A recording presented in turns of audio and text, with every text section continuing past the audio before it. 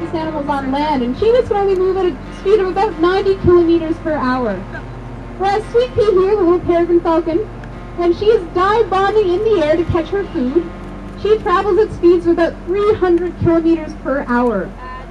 So that's about the same speed as race cars drive at. So she is super fast. But to be that fast, I mean, she has to be pretty special. She has to have things that help her out. Because if you travel at 300 kilometers per hour, you'd probably be pretty hurt afterwards.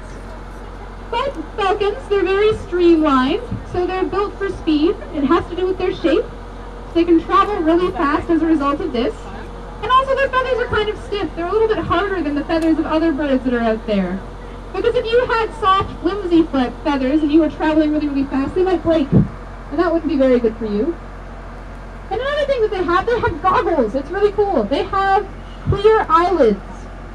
So when they're traveling really, really fast, dive bombing things, they can still see, but they have these clear eyelids that act like goggles. And this is Lucky, and Lucky is a Harris hawk. And you can't find Harris hawks around here in the wild in Ontario. To find them, you'd have to travel to the southwestern United States or down through Mexico. And Harris hawks like to live in deserts. And they also really like to perch on the highest things they can find in deserts. But in a desert, the highest thing you can find is usually a cactus. And have any of you guys ever tried landing on top of a cactus? And so you might be questioning, he doesn't look that big. I'm pretty sure I've seen great gray owls and snowy owls, and they're a heck of a lot bigger than this bird is here today. But great gray owls, even though they look really big, first of all, like I mentioned before, birds of prey generally look a lot bigger than they actually are, but they don't actually nest here in Ontario. They only come down here about every 5 years or so when their food source up north runs out. They travel down here farther south to eat things. And great horned owls, it's kind of nice to be a great horned owl because they nest kind of in around January, February time frame. And facial discs actually help owls hear. And it might sound kind of strange, but the shape of an owl's face helps it hear. But to help you all understand what I mean by this, I'm going to turn all of you, the audience, into a group of owls.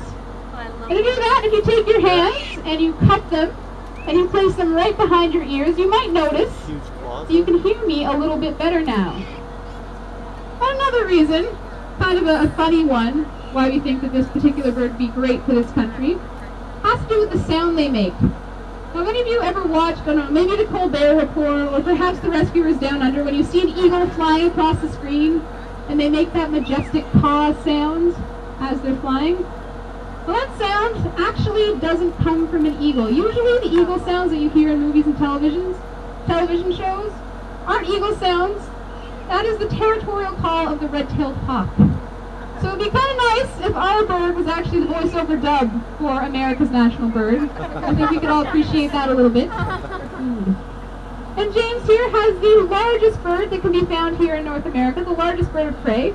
And this is Sasquatch, and Sasquatch is a golden eagle.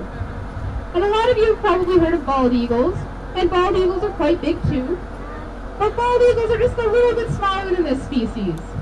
And also, please keep in mind, like I mentioned before, birds of prey, the girls are bigger than the boys, and Sasquatch is a boy, so he's small. He's tiny at, 8 pounds.